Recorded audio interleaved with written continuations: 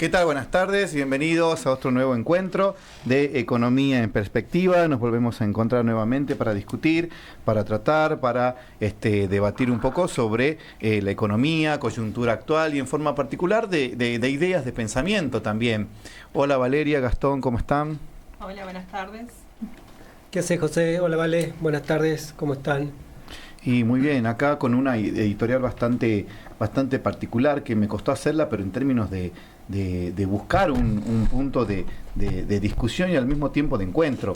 Hoy nos visita un representante del manejo de textos y de pensamiento, que es Guido Agostinelli, que enseguida lo vamos a tener presente.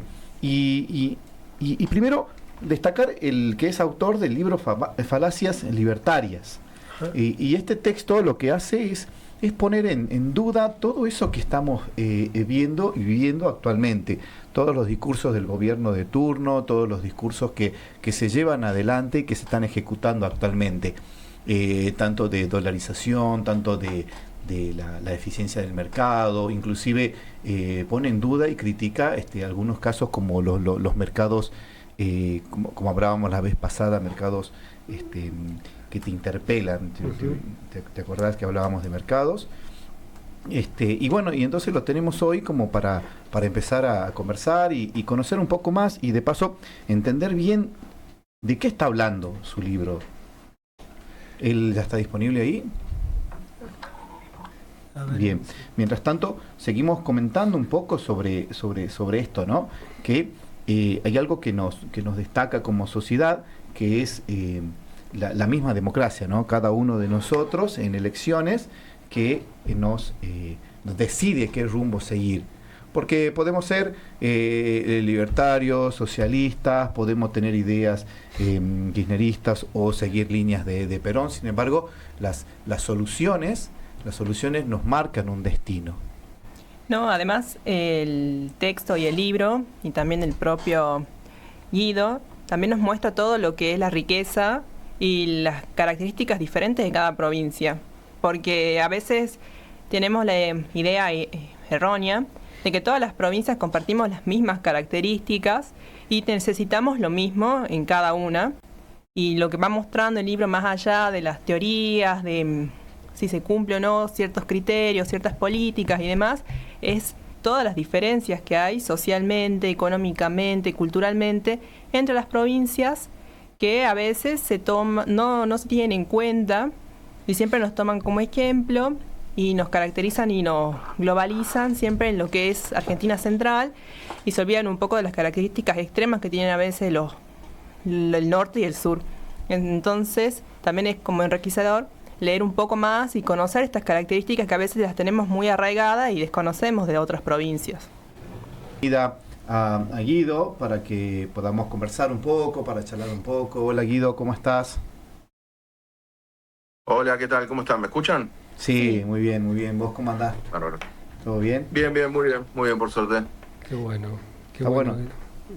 Guido, bueno, estábamos hablando un poquitito acerca de tus escritos acerca de la falacia libertaria, el experimento libertario, y Vale hacía una reflexión de que a nivel subnacional también podríamos tratar de extrapolar las ideas que estás planteando. Sí, claro. Yo para presentar mi último libro, Experimento Libertario, estuve en todas las provincias de la Argentina y en cada una de las provincias hablé con economistas.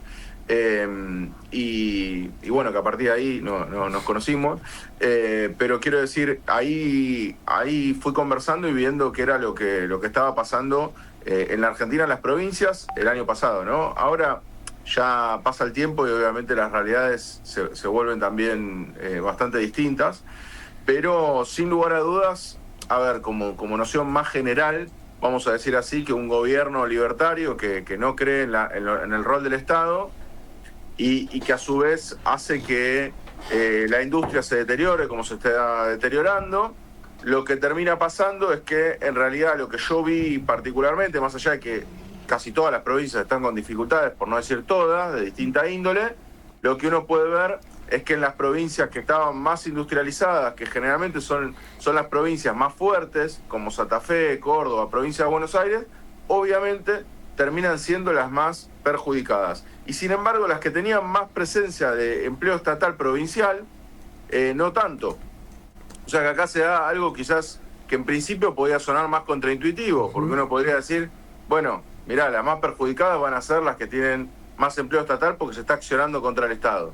Claro, pero las provincias a su vez resisten, algunas más, otras menos, esa cuestión, por lo cual da un mapa bastante raro en términos de quiénes son los perjudicados y los beneficiados en términos provinciales. Y Guido, ¿y qué te parece esto a vos de la nueva, entre comillas, política industrial de bajar las barreras paralancerarias, de tratar de incentivar determinados sectores y de plasmar que los sectores que estaban funcionando hasta ahora, como el textil se dice, que eran sectores viciados y que en realidad no funcionaban en base a la competitividad propia de las empresas, sino a un montón de otros requisitos que brindaba el propio aparato estatal?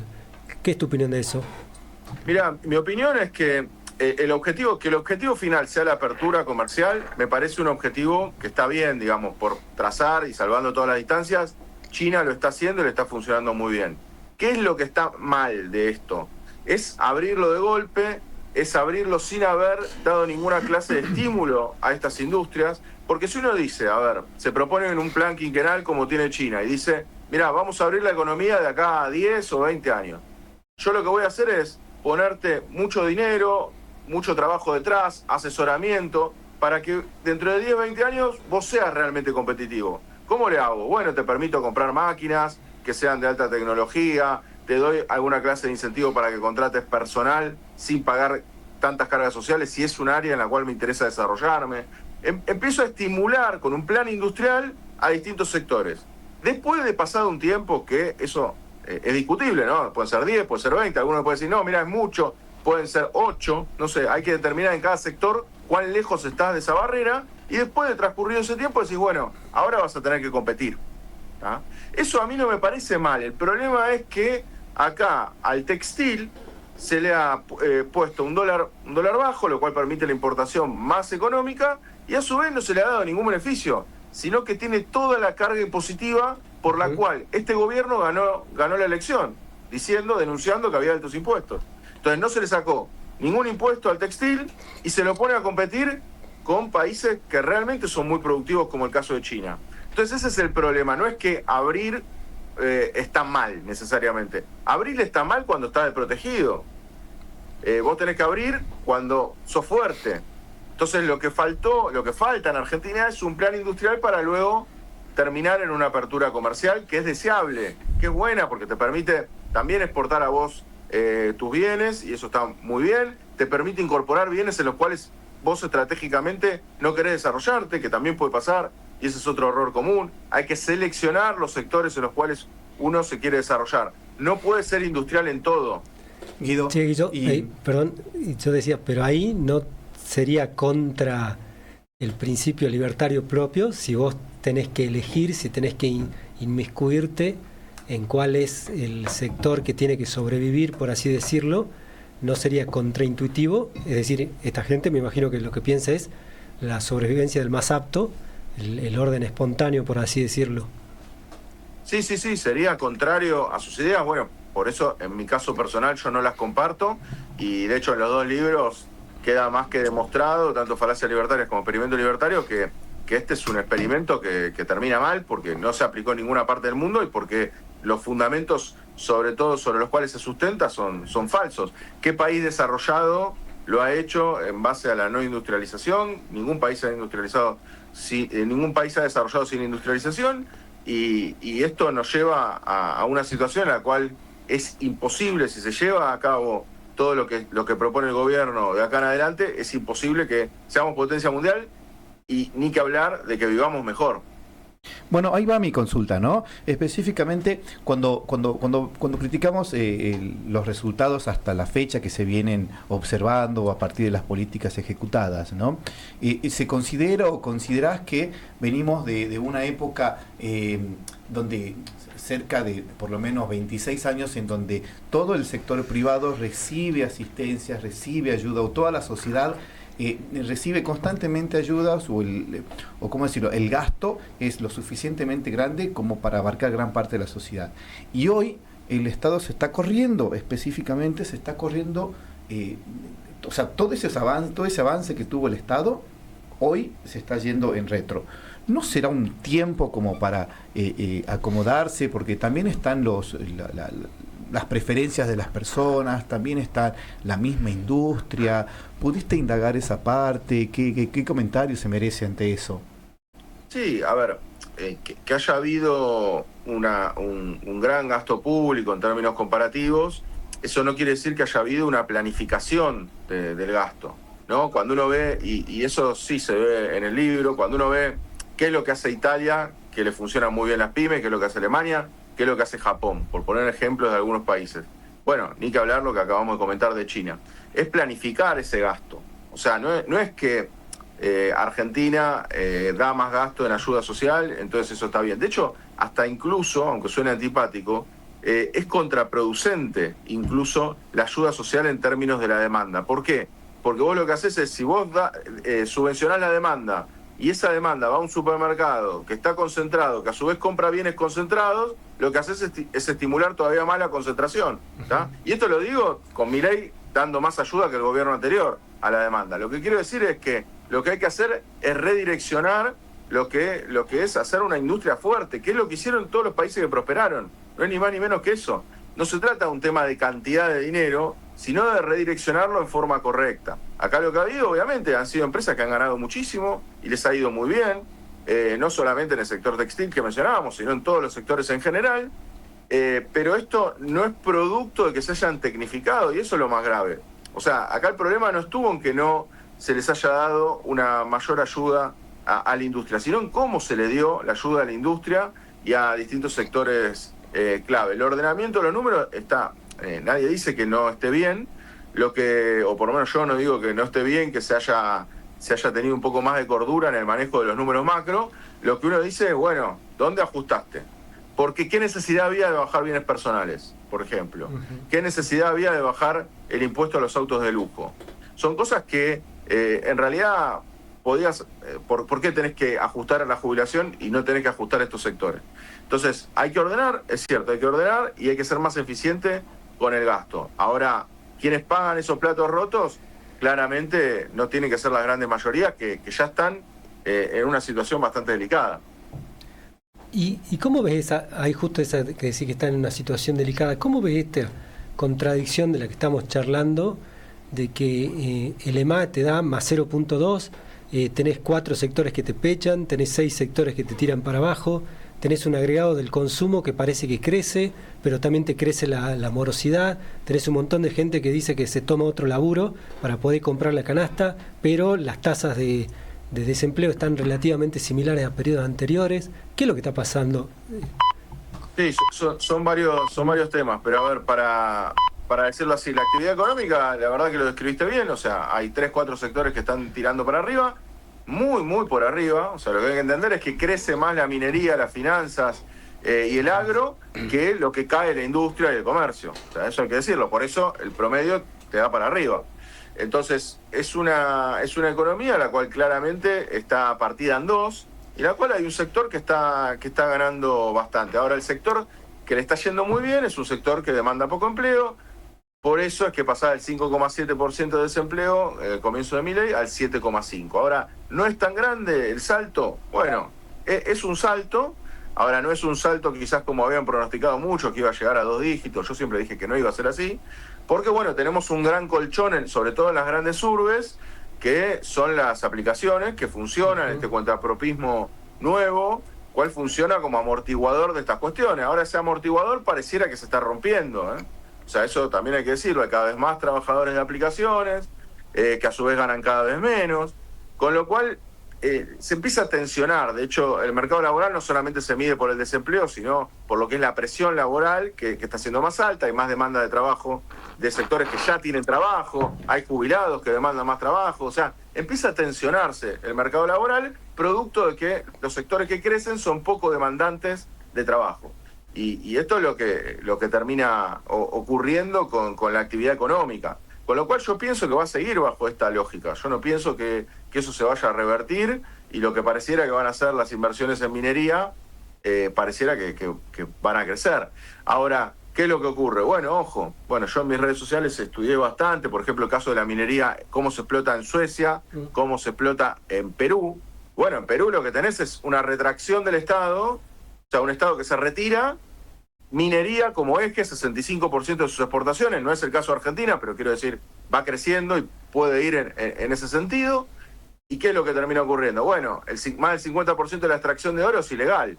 Entonces, ¿qué es lo que pasa? Ojo, porque estas actividades requieren la mirada y el ojo del Estado para tratar de funcionar bien. El otro extremo, Suecia, que tiene una empresa, LKAB, que es una empresa estatal de minería, que, a mi modo de ver, sería una muy buena política a llevar adelante, porque lo que te permite es que también, incluso, que esto se da bastante en contrasentido, nosotros cuando hablamos de minería siempre aparece una parte de la sociedad que está en contra porque dice que no quiere contaminar. Dicho sea de paso, Perú está hipercontaminada por la minería. ¿Por qué? Porque de nuevo no hay Estado. Y después tenés otra parte de la sociedad que dice vamos para adelante porque necesitamos los dólares. Ahora, fíjate cómo lo resolvieron en Suecia. Al hacer una empresa estatal de minería, ¿qué es lo que ocurre? Toda la sociedad en su conjunto ve los beneficios de esa actividad. Entonces lo que tratan es de no contaminar, de contaminar lo menos posible. Y en el caso mío, yo fui a Kiruna, al norte de Suecia, a ver qué era lo que habían hecho, y directamente lo que hicieron fue mover una ciudad. Ahora fíjate, movieron ciudades también en Perú. ¿Pero qué pasó? Hicieron sonar a la gente, o sea, les prometieron una cosa y no cumplieron. En cambio, en Suecia hasta trasladaron una iglesia entera, para entender lo que terminan haciendo, y no perjudicaron a las personas. Le ofrecían más dinero de lo que valía la casa si se quería mudar, y si no, se trasladaba a otra ciudad que construyeron de cero. Lo que quiero decir es importante que esos beneficios vuelvan a la sociedad, si no es difícil conseguir el apoyo de las grandes mayorías. Claro, ahí en el ejemplo específico de Europa, las mineras tienen esa característica de planificar el cierre de mina o planificar el precierre, y todo ese proceso lo van planificando para que esa contaminación que realizan, porque al final del día contaminan desde el primer día hasta el último, cómo disminuir o cómo apalancar o cómo controlar esa contaminación.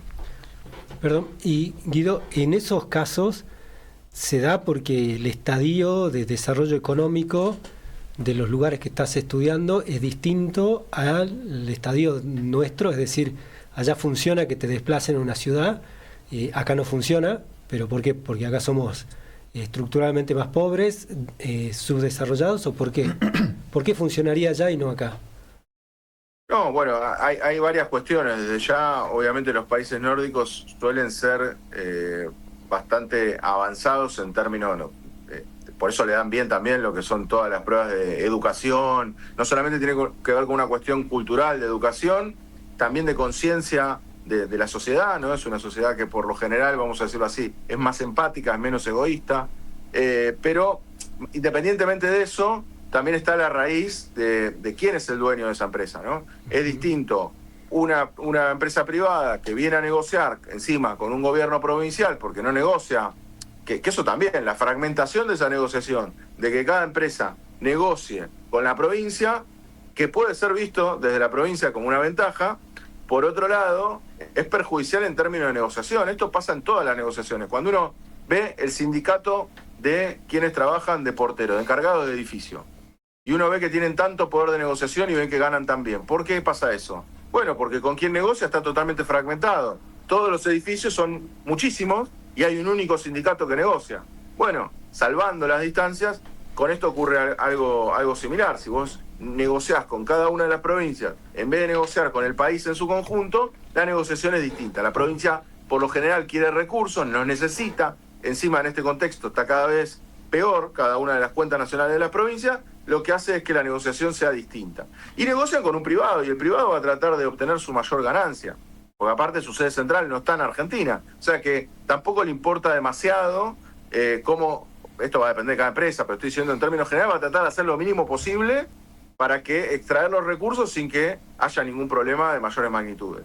En cambio, en Suecia lo que están pensando es, la plata nos la quedamos nosotros, somos el Estado y queremos que la gente también esté bien. Entonces no es solamente la ecuación económica, que igual le cierra, porque es una empresa que genera ganancias, sino que lo que quieren es que también la población no sufra esta cuestión. Y tiene, incluso, por esto lo digo, si vos haces encuestas, seguramente, no sé si hay, creo que no vi ninguna encuesta del apoyo o no que tiene la minería, creo que no sería conveniente tampoco hacerla, pero puede haber seguramente mucho rechazo de gran parte de la sociedad. En cambio, en Suecia tiene mucha adhesión porque cada vez que encuentran una mina es un resultado positivo, que eso es lo que tendría que ser. Uno cuando encuentra recursos tendría que estar contento. En cambio, acá estamos generalmente discutiendo otras cosas. Guido, te hago una consulta siguiendo este lineamiento, porque ha surgido mucho la temática del inconveniente y los problemas también de ejercerle mucha autonomía a las provincias que le están dando y que se regulen con sus propios ingresos, con sus propios recursos, pero vemos que está pasando lo mismo que la industria. La soltaron tan rápido que ellas tampoco saben cómo moverse, adecuarse, porque no tienen la educación, como bien explicaste, la educación empática y demás, de poder desarrollarse ellas mismas. Y estamos tan acostumbradas las provincias a recibir subsidios, cooperativas y demás, que como que fue un golpe muy fuerte para las propias provincias autosustentarse entre ellas mismas. ¿Cómo lo ves también a todo esto? Sí, lo veo complejo, digamos.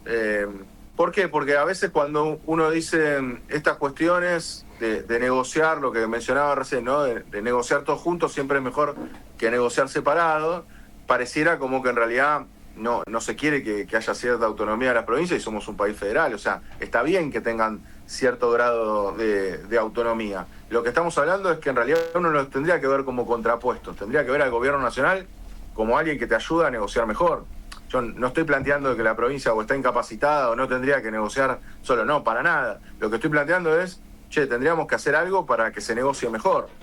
Y por ejemplo, con lo que respecta al litio, ocurre algo similar en términos generales, en términos de países, ¿no? Pues si uno piensa Bolivia, Argentina y lo que es Chile, y uno podría decir, bueno, ok, si nos pudiéramos poner de acuerdo en un gravamen común, también ahí obtendrías un mayor beneficio. O sea, de nuevo, la cooperación, y esto no es que estoy planteando algo nuevo, sino que es algo que se estudia muchísimo en economía, sobre todo en lo que tiene que ver, esta es la rama de la economía que estudia esta cuestión, que es, mirá, si cooperamos funciona mejor en todos los ámbitos de la economía.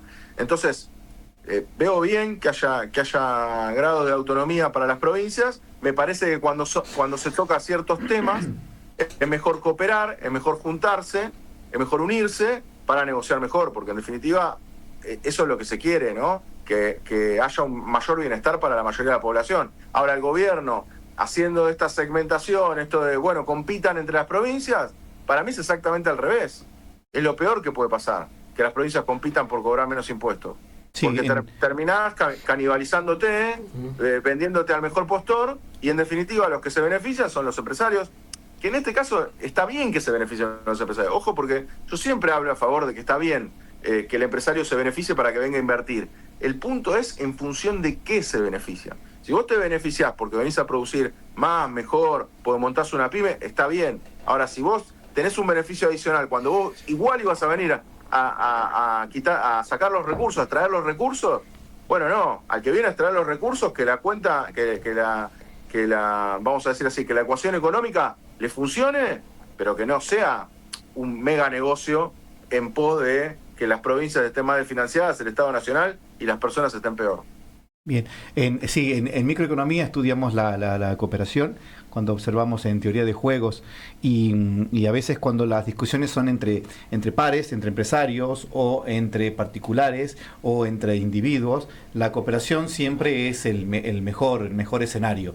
El tema es mezclarlos, cuando el Estado se mete, por así decirlo, entre los contratos o entre intercambios de empresas, es en donde normalmente hay interferencias en el sistema de precios. Y por acá va mi consulta, ¿no? Porque al mismo tiempo vos criticás el índice de libertad económica y al mismo tiempo nos comentabas sobre la minería, que en algunos países, como en Suecia o en Suiza donde estuviste, la gente lo elige. Pero en términos comparativos, la presencia del Estado, tanto acá en este sector del mundo como allá, ¿notas alguna diferencia? ¿Sentís que hay mayor presencia del Estado allá para que funcione bien o menor presencia para que funcione bien? Creo que esto es un poco ya hasta intuitivo de tu parte. ¿Qué opinión tenés? ¿Cómo lo ves? Sí, con respecto al índice de libertad económica, yo escribí un artículo académico sobre ese tema y también los abordo en los libros, pero para mencionar muy rápido, el índice de libertad económica, a veces cuando uno dice, bueno, ¿cómo está rankeado tal país en el índice de libertad económica? Uno piensa que tiene menos presencia estatal, o que es lo que nos plantean los libertarios. Bueno, no es así. De hecho, los países nórdicos que tienen la mayor presión impositiva del mundo aparecen todos en los primeros 15 puestos. Entonces, no es digamos, lo que hacen es poner un título que dice Índice de Libertad Económica, pero en realidad es lo que Heritage Foundation quiere, que es una fundación conservadora de Estados Unidos, y que es un planteamiento sobre cómo debe funcionar una economía, pero no es mayor libertad económica, por lo menos no en los términos de cómo lo plantean los libertarios, ¿no? Porque, bueno, entonces lleguemos al puesto número 15, haciendo como Suecia, cobrando más impuestos todavía, lo cual no es lo deseable, no estoy diciendo que haya que hacer así. Lo que quiero decir es, no funciona linealmente con lo que plantea Milei. De hecho, según lo que plantean los libertarios, el país modelo, o sea, el país que menos impuestos y menos gasto público tiene, o los países que menos impuestos y gasto público tienen, son Somalia, en términos de presión impositiva, y menos gasto público, Haití. O sea, que son países que no son modelo de nada. Eso por un lado. Por otro lado, me parece que justamente lo que yo veo en realidad en los países que me tocó visitar y que veo que prosperan, en realidad no es tanta la discusión sobre más o menos Estado, sino que sean intervenciones estatales que sean inteligentes. Por ejemplo, uno cuando piensa en mayor gasto público, mayor presión impositiva, si te pregunto entre Estados Unidos y China, generalmente todos, por cómo nos venden China, pensás, China tiene mayor presión impositiva y tiene mayor gasto público. Sin embargo, es al revés, Estados Unidos. ¿Y esto producto de qué es? Y esto podríamos mostrar otros ejemplos, no solamente el caso del Fondo Soberano de Noruega o Qatar. A veces la presión impositiva es una falsa dicotomía, porque en realidad uno en Argentina, de nuevo, podría pensar en una empresa minera estatal, por poner un ejemplo, y quizás cobrar menos impuestos, porque con todo lo que recaudas con esa empresa, cobras menos impuestos. Entonces, esto es lo que pasa, por ejemplo, cuando se extrapola así el dato con Qatar. Qatar cobra pocos impuestos a las inversiones de quienes quieran invertir en Qatar. Ahora, ¿qué es lo que ocurre? Claro, tienen un fondo soberano, tienen los recursos naturales propios, y lo que hacen es obtener un fondo soberano que va creciendo, que lo invierten en todo el mundo y que les funciona muy bien. Entonces, lo que quiero decir es, a mí me parece que más que cuánto Estado, lo que hay que preguntarse es cómo tiene que intervenir ese Estado. ¿Cuál es la forma inteligente de hacerlo? Me parece que obviamente es imposible no mirar el ejemplo de China. Si tenemos un país que hace 20 años que crece de forma consistente, ganar muy por encima del resto del mundo, tenemos que mirar qué es lo que está haciendo. Bueno, lo que hace China es tiene la empresa constructora más grande del mundo a cargo del Estado, consumió en seis años todo el cemento que Estados Unidos en el siglo XX, en el ranking de empresas de mayor facturación en China, gran parte de esa cantidad de empresas son estatales. Entonces hay un rol del Estado. Ahora, después vos vas, invertís en China, obviamente te reciben de brazos abiertos, puedes despertar a todo el mundo. O sea, no siempre la intervención del Estado tiene que ser para entorpecer. Esa es la concepción que hay en Argentina y es producto de la mala praxis de los gobiernos con respecto a esto. O sea, yo no estoy diciendo que siempre la intervención es buena. Lo que estoy diciendo es que la intervención estatal es una condición necesaria, pero no suficiente para el desarrollo. Y la prueba es Argentina, donde se intervino, pero no se intervino bien. Entonces, lo que hay que hacer es redireccionar y aprender de los casos de distintos para que esta intervención sea mejor, no mayor, mejor. ¿Sí? Esto es importante destacarlo ya mismo. Bueno, con una orientación productiva. Guido, se nos está cortando. ¿Guido? A ver. Se nos está cortando justo la última parte, nos la perdimos. ¿Nos escuchás ahora?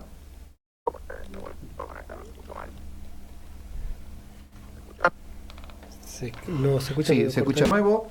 ¿Estás ahí, Guido? Bien.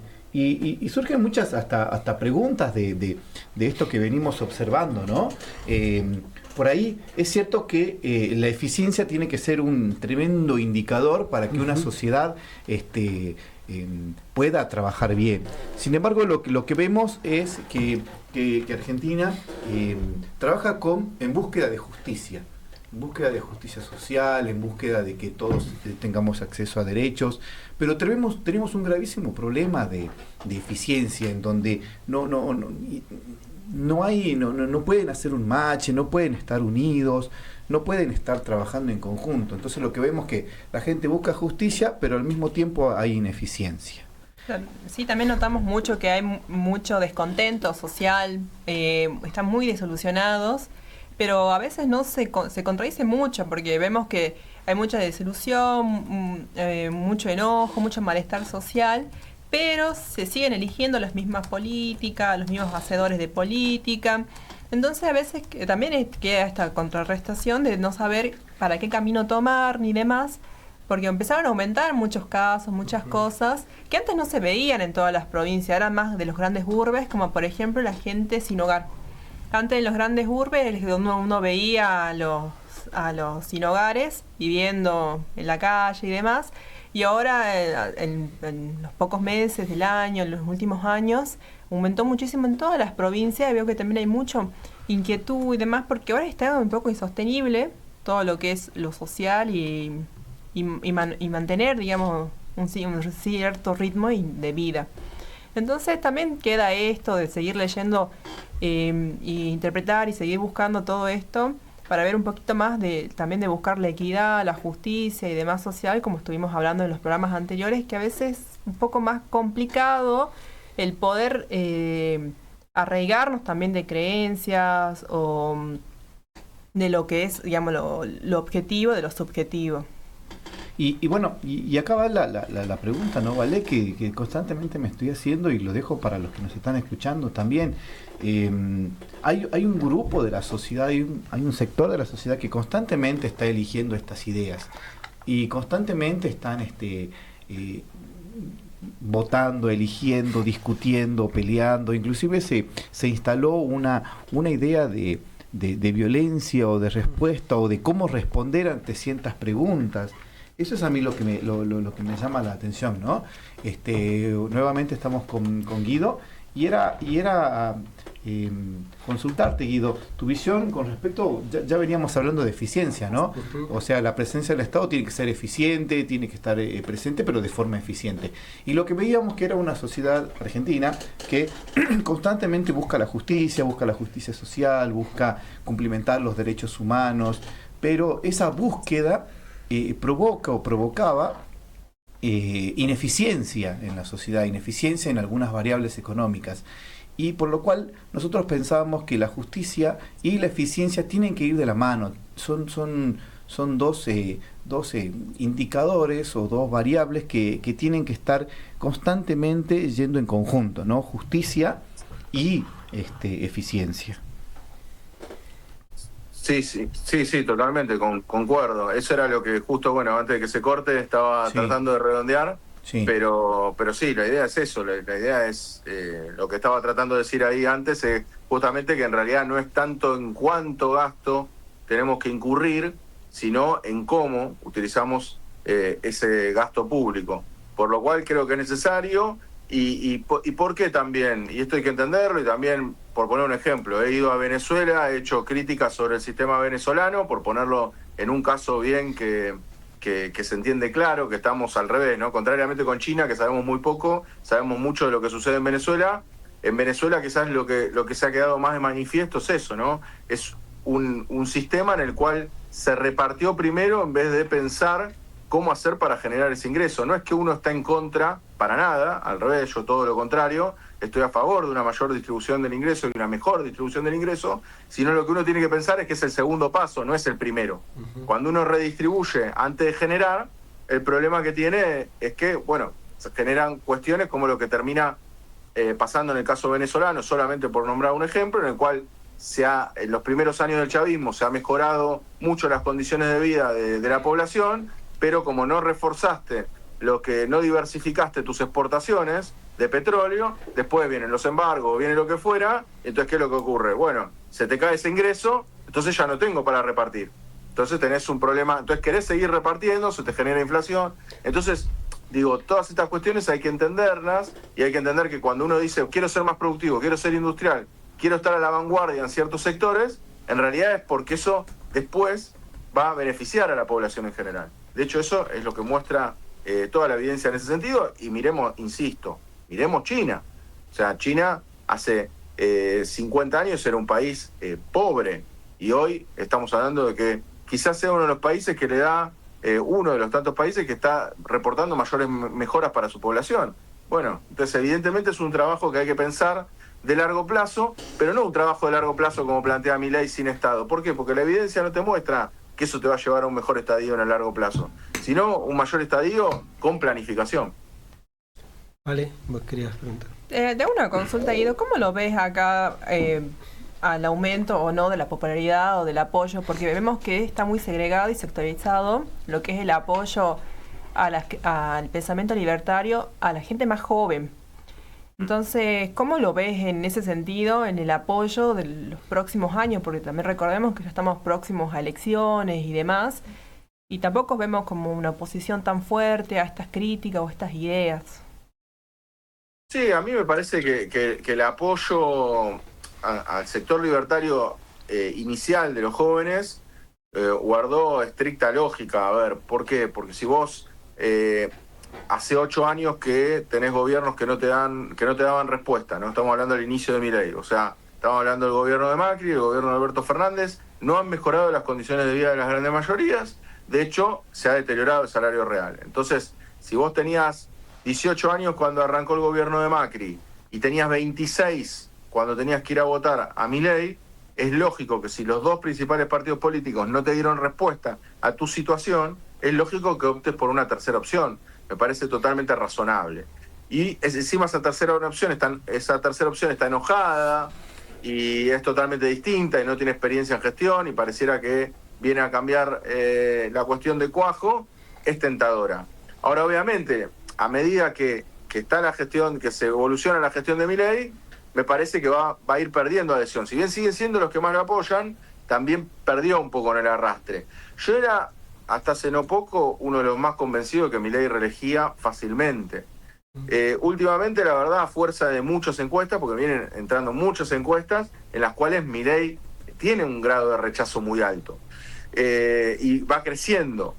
Y bueno, ahí obviamente a uno le genera dudas, porque yo lo que miro obviamente son números económicos, no estoy en la cuestión, vamos a decirlo así, tan de encuestas políticas. Pero lo que uno puede ver ahí es que hay un desgaste y lo que pienso que podría atentar contra la reelección de Milei es que en realidad ya no hay nada nuevo que va a hacer Milei. O sea, el plan ya está hecho. Ahora lo que queda es esperar hasta las elecciones para ver los efectos de este plan, pero por la misma lógica de pensamiento libertario ya no van a hacer nada en particular. Digo, distinto es cuando es un gobierno que interviene, ¿no? Porque hay distintos grados de intervención y hay distintas cuestiones, hay infinitas posibilidades de intervenir.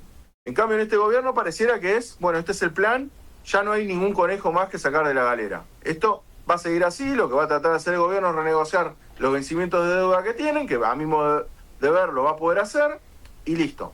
Entonces, con lo cual hay que ver si eso coincide con el humor social, porque claramente hay un problema en la sociedad, o sea, claramente hay una gran parte de la población que no está llegando a fin de mes o que le cuesta mucho, y bueno, y se vienen los aumentos de transporte y todo eso recalienta la situación de una manera en la cual el límite no lo determinamos los economistas. El límite es una cuestión más sociológica, si se quiere, de hasta dónde se resiste el ajuste. Porque sigue cayendo la recaudación, bueno, hoy se conocen los datos de recaudación, el IVA sigue cayendo en su recaudación, ganancia lo mismo y demás. Bueno, hay que ver si esa caída de la recaudación, no hay que verlo. Esa caída de la recaudación va a repercutir en mayor motosierra, o sea, mayor ajuste del gasto, y hay que ver hasta dónde resiste la sociedad a eso.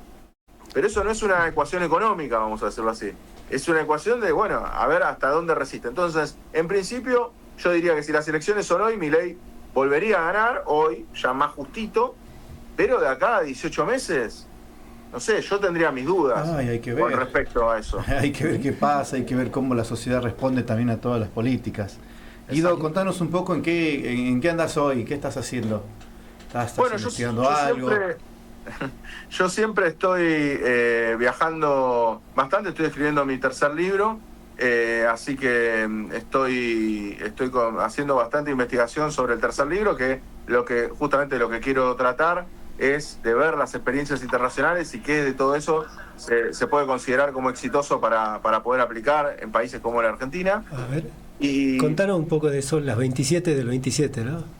sí, no, A después ver. lo que hacemos, claro, está muy bien, está muy bien. Estoy con tantas cosas a la vez que a veces me olvido de mencionar algunas. No, lo que estamos haciendo son encuentros a partir de una convocatoria que estoy haciendo en redes sociales, en las cuales estamos pensando propuestas de cara al año que viene, no como una iniciativa, vamos a decirlo así, política en sí misma, ni estoy armando un partido político ni nada por el estilo, sino lo que estoy planteando es dejar 27 ideas, 27 propuestas para que puedan ser tomadas para cualquier partido que quiera llevar adelante un cambio en la Argentina, en función, en gran parte basadas en lo que es la experiencia internacional sobre estos distintos aspectos. No sé, ¿quién es el que mejor maneja el transporte y qué es lo que hace distinto? ¿Cuál es el mejor plan de vivienda del mundo y qué hace distinto? ¿Qué se puede hacer en Argentina?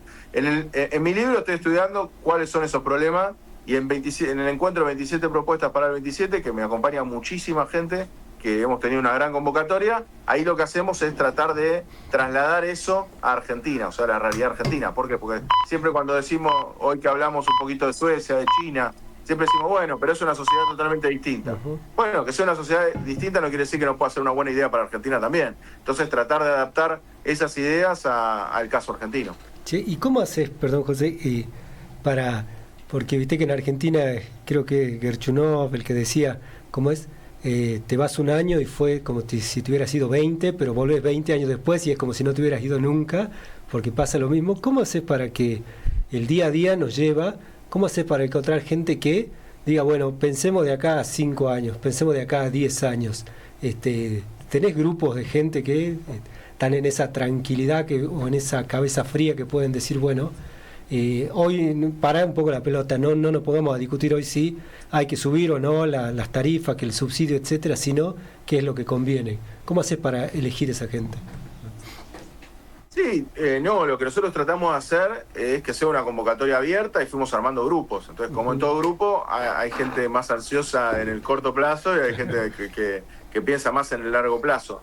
La idea es tratar de, sobre todo, que no sea un plan de gobierno. O sea, eso también lo quiero decir. No es que en transporte vamos a decir absolutamente todo lo que hay que hacer en el plano de transporte, sino, aunque sea algunas propuestas en determinados sectores que han mejorado la situación en otros países.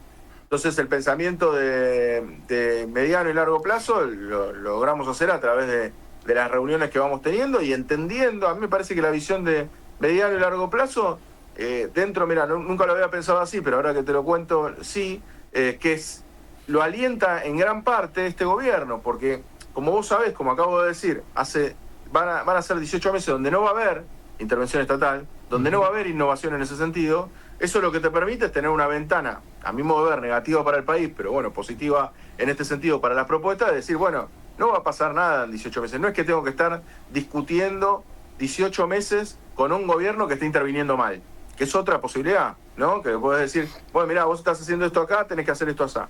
Entonces acá lo que tenemos es que van a ser 18 meses donde no va a haber intervención estatal, donde el Estado se va a seguir retirando, por lo cual te permite pensar cómo intervenir cuando tengas que intervenir. Perdón, y ahí te hago una pregunta casi medio política. ¿Vos crees que, llegado un poco más cerca a la elección, no va a surgir algo así como lo que le llamaban los plan platita cerca de las elecciones? ¿Vos no ves que esta gente diga, bueno, no llego, así que vamos a incrementar los ATN, vamos... Mirá, yo creo que eso es poco probable. Pero puede pasar, obviamente puede pasar que algún asesor lo convenza a Milei de eso.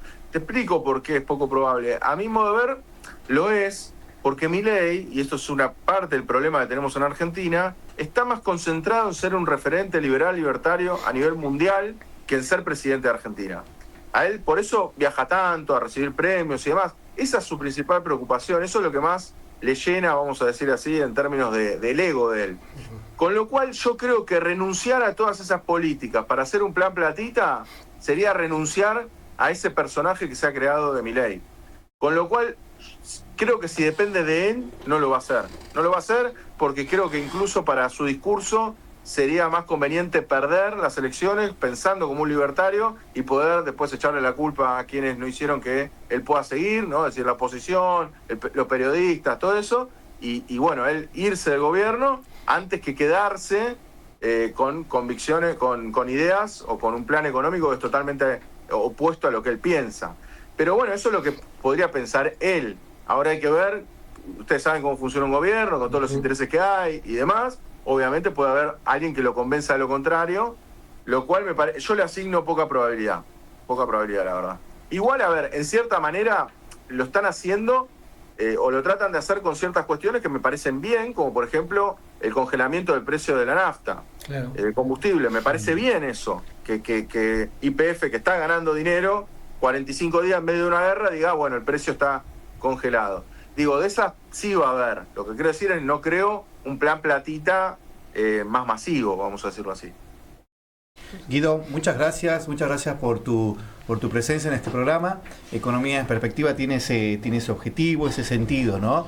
Llevar a tierra todas esas ideas que tenemos como economistas o como pensadores de la economía, discutirlas, debatirlas, contrastarlas con evidencia y inclusive que hasta con pensamiento. Así que te agradecemos mucho la participación. Sí, te vamos a estar convocando para otro nuevo encuentro.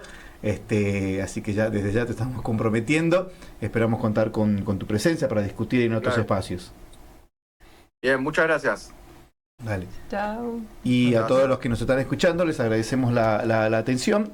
Y nos encontramos el próximo lunes con más Economía en Perspectiva. Un abrazo.